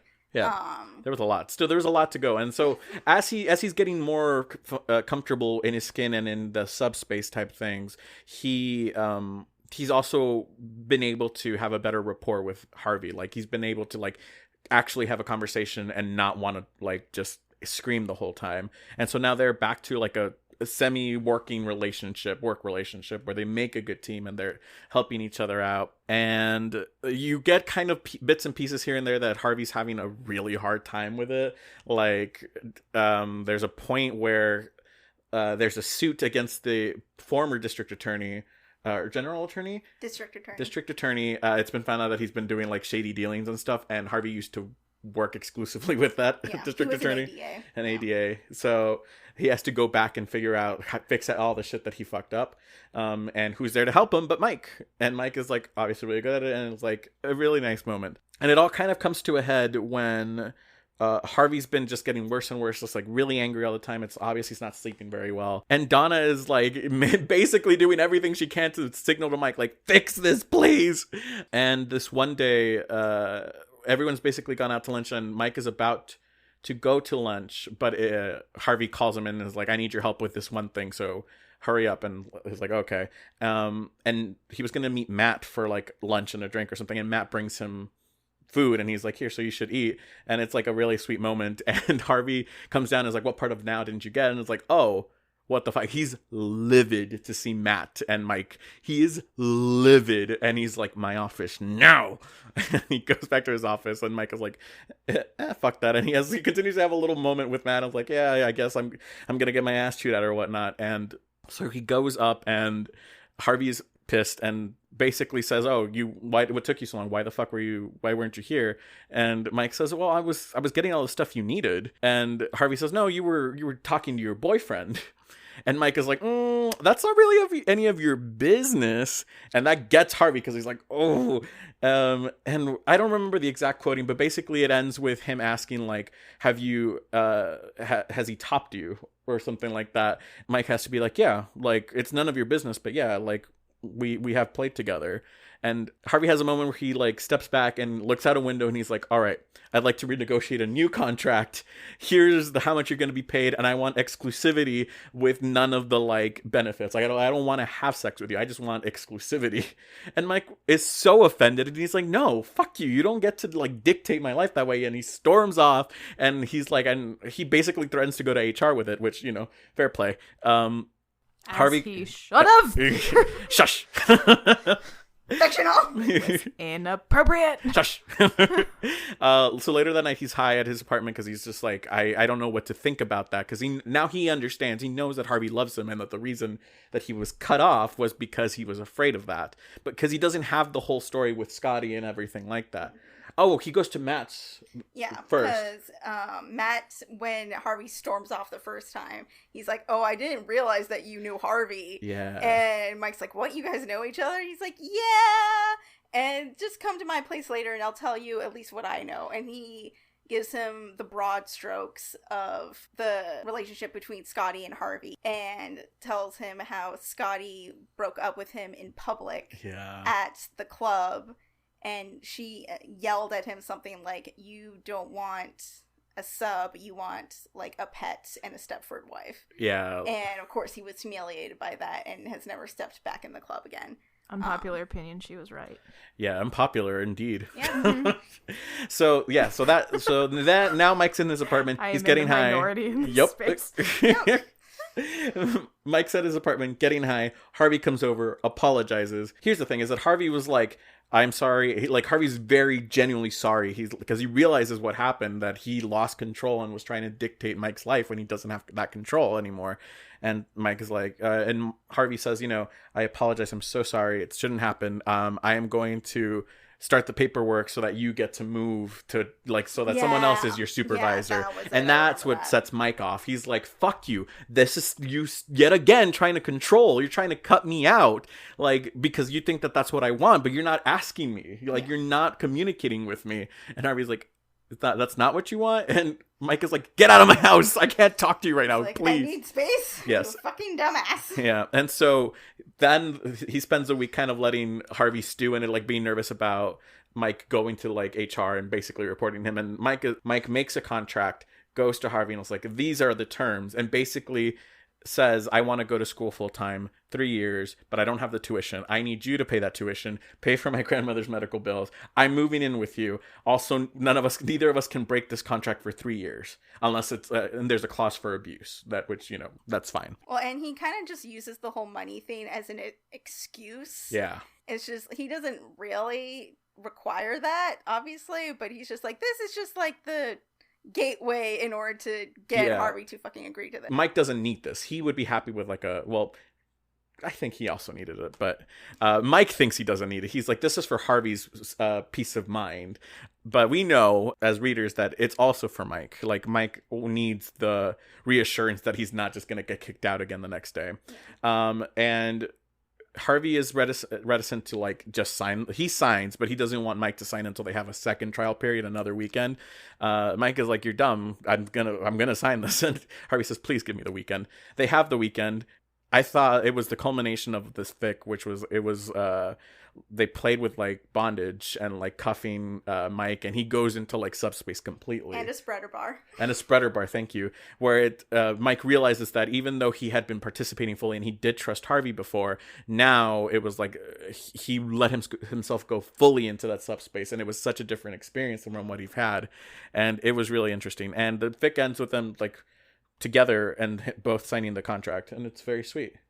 And that's fic. Oh, there's one other thing. You missed a very important part Which of the one? ending of that fic. How hard. Oh my god, yes. Learned about Mike. Oh my god. Yep. So yep, at the literally the last chapter. Harvey's like, don't you want to know why I held out for you? This was specific to you. And Mike doesn't realize oh, yeah, that is weird. He just assumed that no one else wanted a full-time gig with a rich, handsome lawyer. And so he's like, oh yeah, now I want to know. And there's this very long roundabout way basically saying that Harvey had a client. Yeah, he had a client at the law firm. A very rich and powerful client that got off on humiliating people, but not people who were into humiliation, because the whole part of that twisted person was that he needed to know that they were actually legitimately humiliated and weren't getting anything out of it. Yes. So it was abuse. And Harvey, in his mind, was like, I know a way to like kind of curtail this and make this like edit it basically so it's not as bad. In his head, he's saving other young boys in the street, so he sends them to Lewis, and Lewis is been proven to have like great screening and is very like secure about things, and like it's a good environment supposedly, but it's better than the alternative. At least in this situation, because they can't get this guy to be locked up. Right, exactly. And so Harvey thought that was good, and then eventually the twisted client shows Harvey videos that he's been taking of these people who were blindfolded and he was humiliating, and Harvey realizes that there's been videotapes, and so it leads into this whole investigation and them scrubbing that, and that's when he first sees Mike. And we find out that those were some of the worst experiences that Mike ever had, because he was blindfolded, so he doesn't know who this client is, and he didn't know that he was possibly working at the firm. And there was this whole thing where he was like, I could have seen him, and Harvey says, no, I made sure that he was sent away. I moved him to a different firm before you started. And the video of Mike shows him crying on the ground, like blindfolded, and just, it's awful. And Mike is like, what about that made you, like, why did you choose me over the other videos? And Harvey basically says, I could tell that it was affecting you the worst. Like, it was breaking your heart every time it happened. And the gist of it is that Mike's like, oh, so this was like love at first sight. And Harvey's like, no, it wasn't that. We don't know. I think it was left very, very gray. But yes. And so Harvey's saying this to like, this is the last thing that Harvey's kind of releasing into the universe. Is like, if he wants to leave after this, like, this is the big one. Like, if this is going to scare him off, it's going to scare him off. But Mike's like, no, Mike has made his peace with it, I think. He, like, realizes, like, they've had this whole relationship. They've built this whole relationship. And the way that Harvey found him is not as important to Mike at that point, I think. Because he's now moved on. And he's, like, he's compartmentalized. He kind of makes a decision not to be mad about it. Yeah. Because he's, like, at this point, it's a bit of a sunk cost. Yeah. And he's, like, the other thing that's infuriating about it in general is not the information itself, but that Harvey has been holding on to this information until this moment when he is about to agree to a real relationship. And he's like, you are dropping a bomb intentionally because you cannot handle the idea of commitment. Yeah. You are using this to make me run away, and I'm not going to do that because I know that's what you're doing. And it's bullshit that you're doing it to me in this moment. Like, because if you actually wanted me to know this information, I would have known it before. This is actually about driving me away now, and that's fucked up. Yeah. They don't fully resolve that. But I think that is an important distinction of the choice that Mike is making. Yeah. Because it's not necessarily that he's like, this is kosher.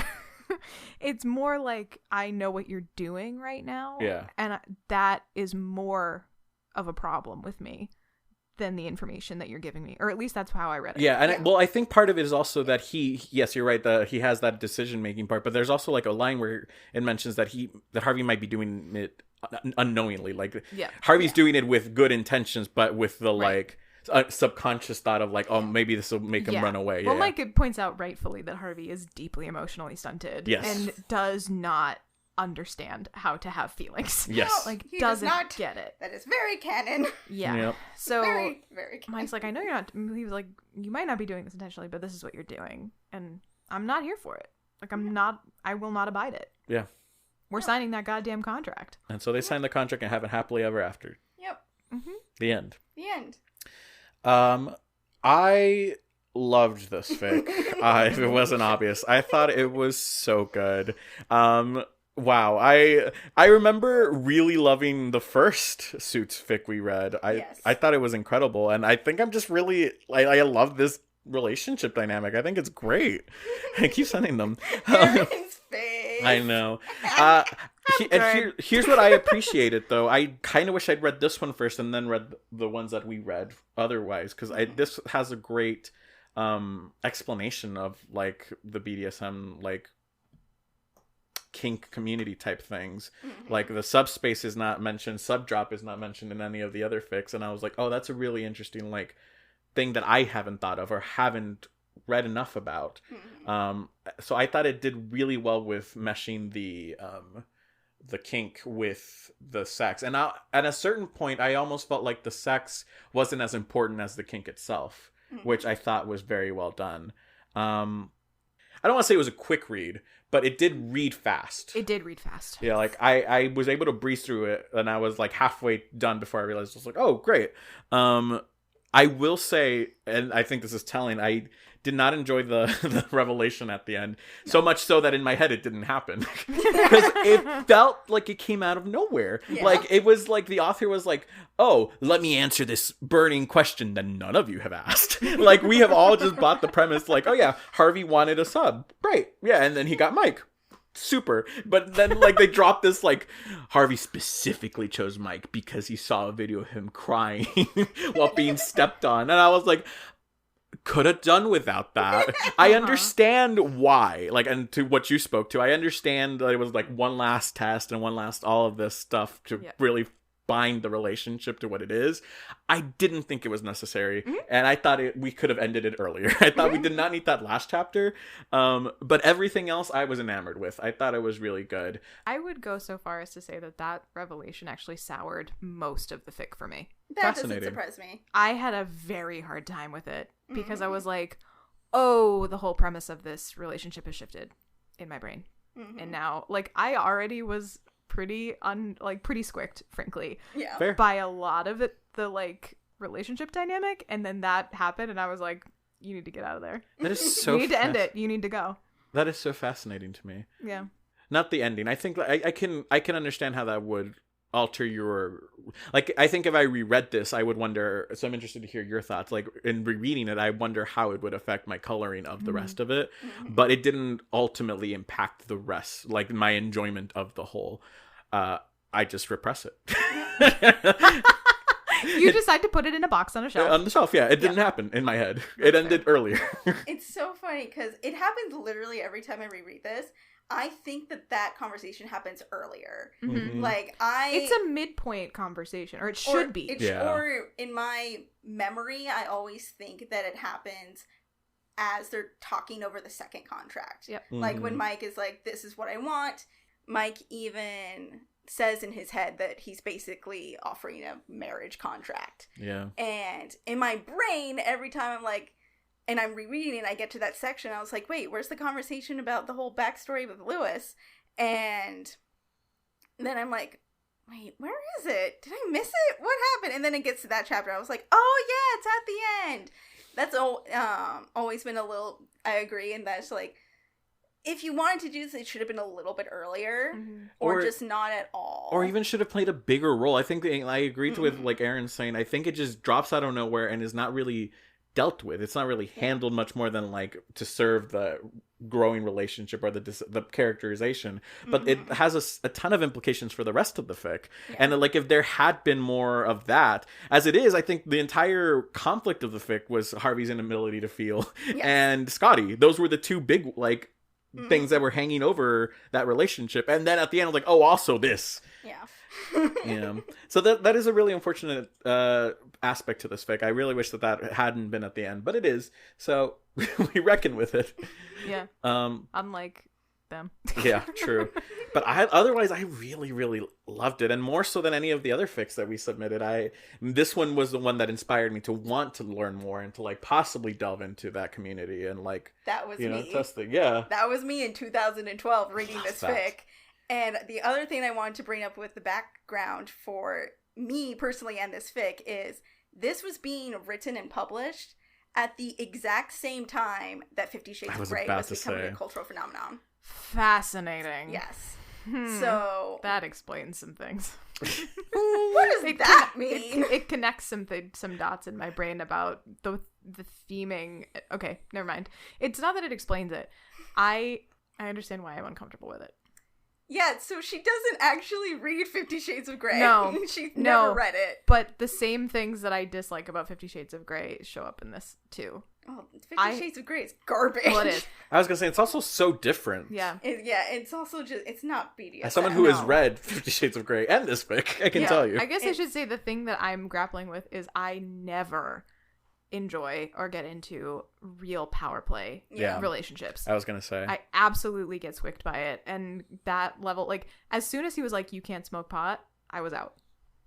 Which weirdly enough was like, because it was such a sense of like bodily control that I was like, nope.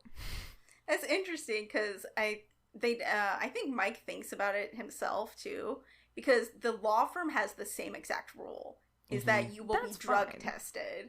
And so Mike like rationalizes it and it says like, that's fine. Like plenty of other jobs do that. And it's some will have it scheduled and some will have you randomly tested. So you can't always like schedule your pot smoking or your drug taking around your P cup test. Yeah, I think it was because it was outside of the context of like a 9-to-5 office job. I was like, he had benefits, Aaron. He had a salary. Like, he's an escort. Rude. Like, well, he's a hooker. He says himself. I was like, this is not an office gig. Like, and the extent that Harvey wanted control over his life made me uncomfortable. Yeah, but and it's because it's coming from a perspective of like, I would never want that. Yeah. And I can divorce that from the quality of the fic. Sure. Yeah. It's just that hovered over my reading of the fic the whole time, where I was like, you should get out of there. You should get out of there. Yeah. I was like, it's not like I was like, that is not a balanced relationship. And some people, if that works and that's fine, it would not work for me. Yeah. That doesn't it would work for me. So if anyone, any rich lawyer out there would like a professional sub who runs a podcast on this side, please reach out to the ficlist@gmail. An amateur sub who's willing to learn. Enthusiastic. Yes. Is like, please teach me. Please. But also, like, we don't want those weirdos that will take advantage of Alan. Yeah, if you've seen any video of me crying and that's what's making you reach out, don't do it. Erin and I will screen them for you. She will look out for your labor rights. For a solid 15% cut. Great. And I will just make sure that they're not abusive fucking assholes. Thank you. Yeah, no. It's so funny to me how different. You two are on the same page. I'm in a different book. Yeah. I'm on a different shelf. Yeah. We're in a different section. We're different genres. Because, that part of it. And the, like, when, even later, and the reason I was like, oh, I keep coming up against this is, like, when they renegotiate the terms of the contract, he's like, you can't go to the club anymore. Oh, yeah. And I was like, he has friends at the club. It is his business whether or not he goes to this club. You do not get to control that. And I had this moment of, like, you have to separate this because that is what this relationship is. Yeah. And these are two consensual, like, healthy, sane adults making a decision. It is a very different decision from what you would make. Yeah. I think, and that's fair. Those things can exist simultaneously. Yep. But I struggled to get there. Yeah. And then that last bit, I was like, I'm out. Yep. That was rough. Yeah. Sorry. Like, if you're already on shaky ground going into that last revelation, I was like, run. Yeah. Get out of the house. Run. You will sunken cost, Aaron. Sunk cost. Yeah, you will find someone else. No, the sunk cost. Who can feed you biscuits? It'll be okay. From his penthouse in New York? I think not. With the glass private elevator. Oh my god, absolutely not. He's gonna make plenty of money on his own. He's paying for my college tuition, Aaron. It'll be fine. And Grammy's healthcare. When did this become self-insert? When did this become reader? He has how many hundreds of thousands of dollars in the bank now? He'll be fine. He has $150,000. You know that doesn't. He can afford a year of care for Graham. Maybe. But he's also going to go be a hotshot lawyer himself. Who's going to pay for his schooling? He can't pay for his schooling with $150,000. I was like, God, thank you, Alan. I love you. I'm positive it would work out. Oh my God. Run screaming in the other direction.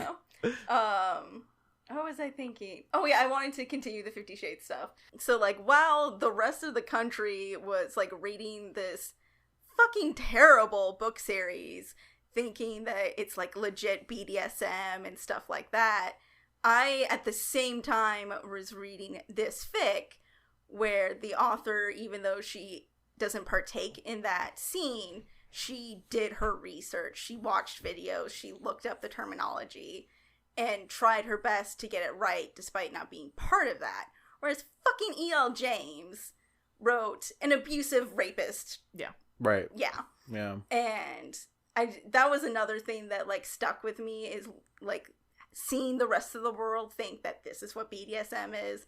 And I'm like, I'm reading this fan fiction that is being written for free, and in her own free time, she did the work. It's not that hard, you guys. Yeah, Google is free. It is kind of tragic that sometimes the things that are not, like, good, like, that paint things in a bad light, are the ones that get popular.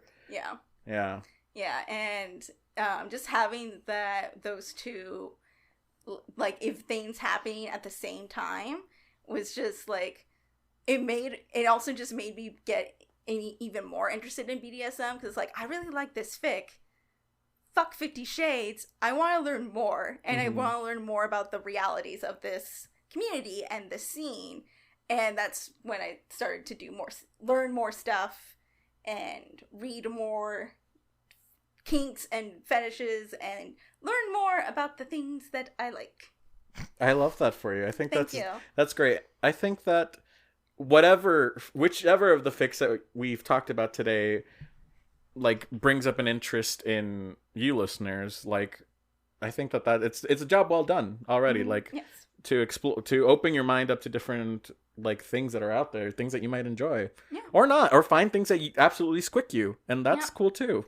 I think we should now rate it. Erin, would you like to start? Absolutely not. You need to go first. Well, my rating's a 4.6. Really enjoyed it. Had a great time. The ending was just really the hardest thing to come to terms with. Fair.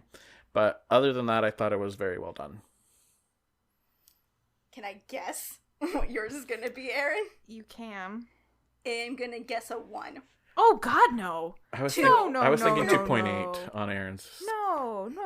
I'm not that mean. I'm mean. I'm not that mean. I was going to go 3.5. Oh, that's Wow, way nicer than you. The higher I was going was like 2 or 2.5. I thought 2.8. At least 2 of those points are Caitlin is my friend points.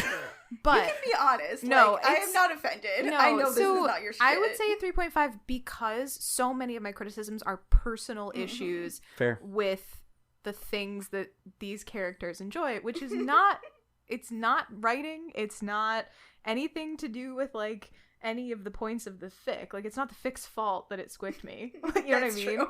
It's So- not for you, and that's right, okay. and that's totally fine.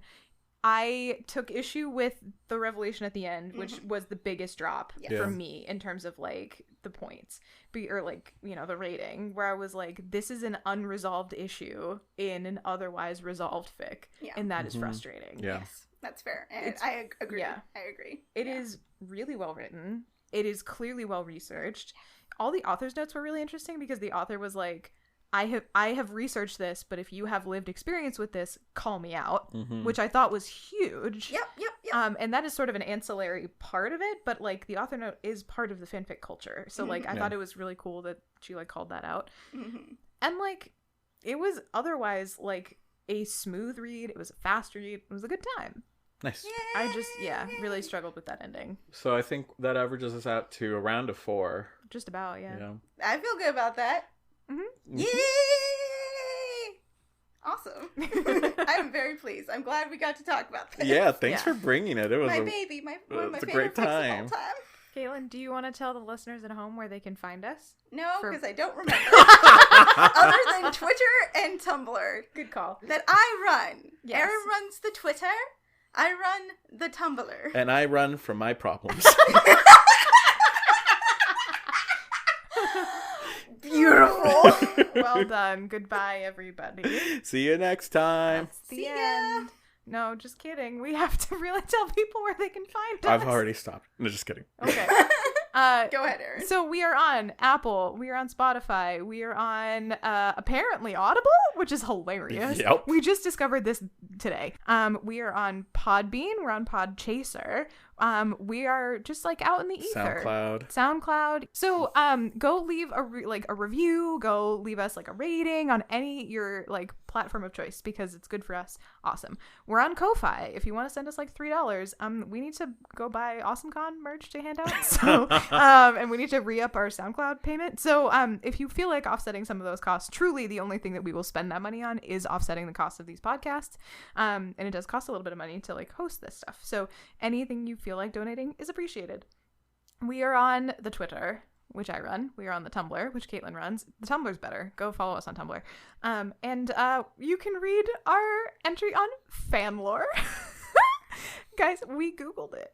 We Googled fic list on an incognito browser to see what would happen. And then I went, are we on Fanlore? And I opened a link and we were on fucking Fanlore! And I screamed for 18,000 years. And it is now, it's incredible. Whoever did that for us. Thank you. Thank you. I screamed for about 30 years in my heart. She's still screaming to this day. Some say she's screaming to this day. I'm a banshee about it. It was incredible. So we're on Fanlore. I think that's everything. Yep. We are either at AwesomeCon or we just were at AwesomeCon. One of the two. So that was cool. or that will be awesome. Caitlin, thank you for being with us today. Yeah, thanks so much. This was so fun. Yeah. Thank you for having me. Thank you for sharing and encouraging us to share all of our personal information about BDSM for the I can't wait to update everyone in a few You're months. welcome. It's going to be very fun. I need to remember to tell certain people in my life not to listen to this episode. And it's been a grand old time, everybody. Make sure you do your research before you get into anything new. Okay? Okay. Sounds good to me. Bye, y'all. Bye.